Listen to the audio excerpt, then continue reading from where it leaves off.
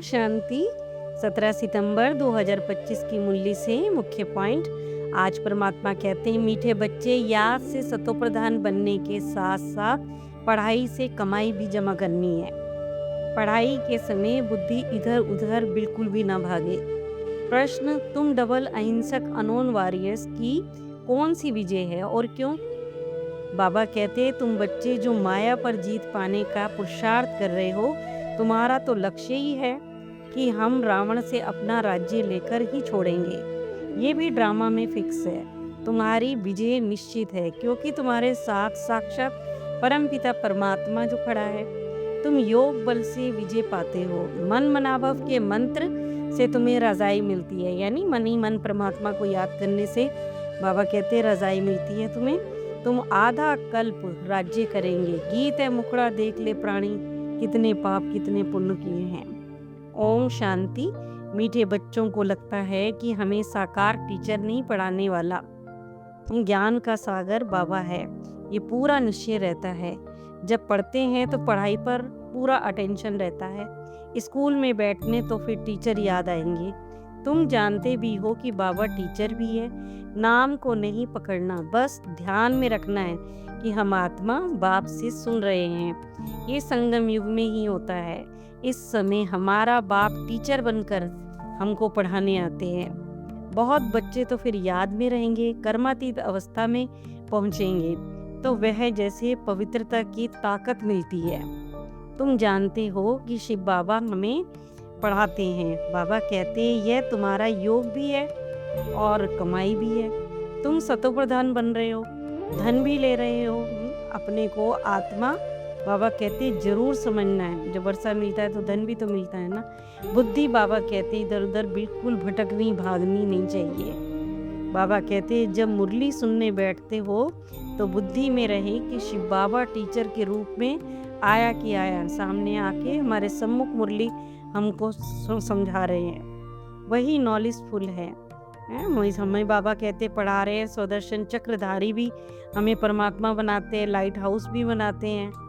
हमारी एक आंख शांति धाम में रहे तो फिर दूसरी जीवन मुक्ति, यानी सतयुग में। बाबा कहते इन आंखों का मतलब है तीसरी आंख में देखना, यानी कि जहाँ हम बिंदी लगाते हैं वहाँ। ये सारी बातें हमारी आत्मा अभी सुन रही है। जब हमारा शरीर छूटेगा तो फिर आत्मा ये संस्कार ले जाएगी। अभी तुम परमात्मा से योग लगाते हो।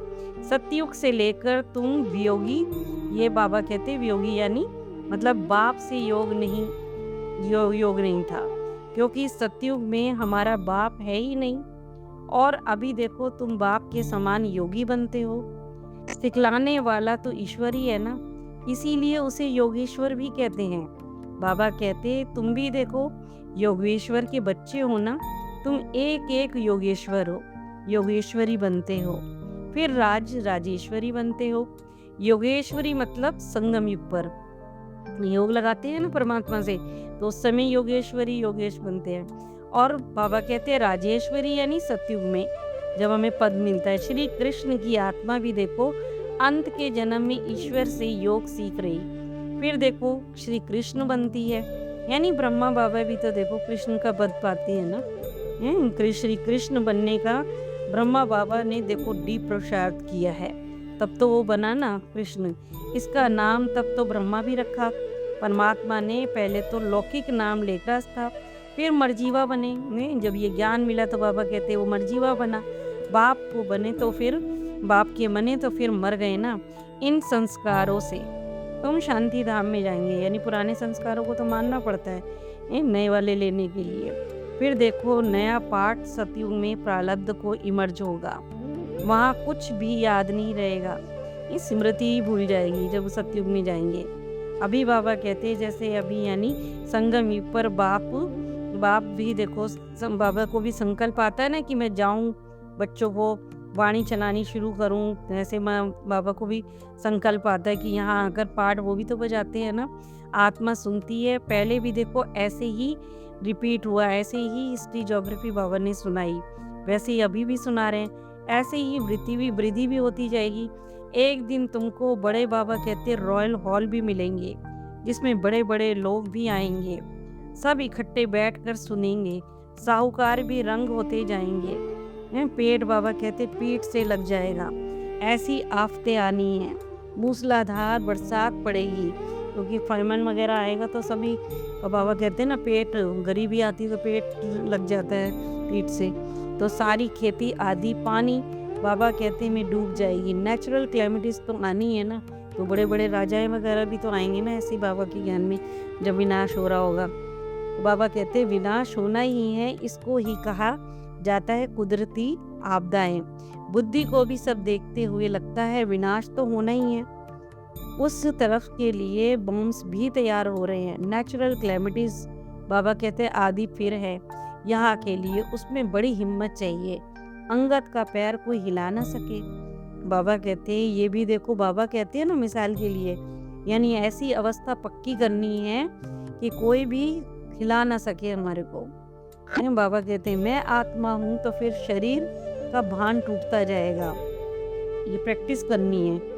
वहाँ तो देखो समय पूरा होने लगता है, तो फिर अपने आप ही साक्षात्कार भी होने लग जाता है कि अभी मेरा शरीर छूटेगा और मैं फिर बच्चा बनूंगा, यह शरीर बाबा कहते छोड़ दूसरे में प्रवेश करूंगा, क्योंकि वहाँ सजा आदि तो है ही नहीं। बाबा का पाठ खुलता जाएगा ना, बाबा वही आगे आगे बाबा भी बताते जाते हैं, जैसे जैसे समय आता जाएगा अब तुम्हें अपना राज्य लेना है। ये ड्रामा बड़ा ही बाबा कहते युक्ति से बना हुआ है। तुम्हें तो देखो माया पर जीत पाने में ही टाइम लगता है। वो लोग तो देखो एक तरफ समझते हैं कि हम स्वर्ग में बैठे हैं, ड्रामा अनुसार हाहाकार के बाद ही जय जयकार होगी, घी की नदियां बहेंगी। यानी सतयुग में लोगों की संख्या कम होती है ना, तो सब चीज़ें भरपूर होती है, इसलिए कहते हैं कि घी की नदियां बहेंगी। वहाँ घी आदि खरीदना ही नहीं पड़ेगा, क्योंकि बाबा कहते हैं ना सभी के पास अपनी अपनी फर्स्ट क्लास गायें होंगी वहाँ पर। तो सोचो तुम कितने ऊंच बनते हो।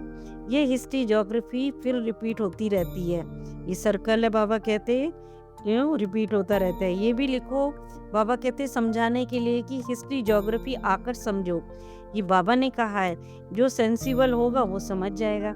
यहाँ तो सूर्यवंशी चंद्रवंशी की हिस्ट्री तो है नहीं, अंत तक कैसे रिपीट होगा वो राम राज्य को बाबा कहते जानते ही नहीं है। अभी तुम्हारे साथ बाप है, जहाँ साक्षात बाबा कहते बाप है वहाँ तो विजय हुई पड़ी है। जैसे भक्ति मार्ग में भी कृष्ण था, जिनके साथ तो उनकी विजय हुई थी। परमात्मा हिंसा थोड़े ही कराते हैं। बाबा कहते किसी को भी मारना, काम कटारी चलाना सबसे बड़ी हिंसा होती है। तुम तो बाबा कहते डबल हिंसक बन रहे हो। वहाँ है ही अहिंसा परमो देवी देवता धर्म, वहाँ ना तो लड़ते हैं ना ही विकार में जाते हैं। अभी बाबा कहते तुम्हारा योग बल, परंतु बाबा कहते योग बल इसको ना समझने के कारण शास्त्रों में असुरों और देवताओं और बाबा कहते देवताओं की लड़ाई लिख दी है। अहिंसा को कोई भी नहीं जानता। तुम हो इनकॉग्निटो वॉरियर्स, तुम सबको बाबा कहते मन मनावा का पैगाम दो, यानी सबको कहना है कि मनी मन परमात्मा को, ये दुखी का समय है तो बाबा कहते परमात्मा को याद करना है। परमात्मा मनुष्य इन बातों को समझते नहीं है। इस मंत्र से ही हमने रजाई यानी सतयुग में जगह पाई है। फिर आधा कल्प राज्य करेंगे, देवी गुण भी धारण करने हैं और कराने भी हैं सबसे। बाबा तो फिर राय देते हैं अपना चार्ट रखने से बहुत मजा आएगा, क्योंकि हम चार्ट रखते हैं तो हमारी उन्नति का पता चलता रहता है कि हम कर रहे हैं नहीं कर रहे हैं। फिर रजिस्टर में बाबा कहते हैं रिजल्ट भी मिलता रहेगा, गुड बेटर बेस्ट, खुद भी देखो फील भी करेंगे। यह एक ही बाप है जो कहते हैं मर्जीवा बनो, मैं तुम्हारा बाप ब्रह्मा द्वारा राज्य देता हूँ। यह हो गया बीच में दलाल। इससे बाबा कहते योग नहीं लगाना है। बाबा कहते बीच में दलाल है, ये तो उसके द्वारा हमारे को समझाते हैं, क्योंकि बिंदी कैसे बात करेगी।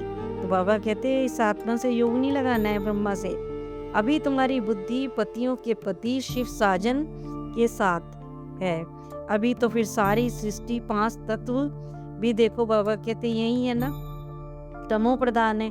यहाँ तो फिर हीरे ज्वारत कुछ भी नया नहीं है। सतयुग में कहाँ से आते हैं, खानियाँ भी देखो इस समय बाबा कहते सब खाली हो गई, क्योंकि खोद खोद कर ले जाते हैं ना।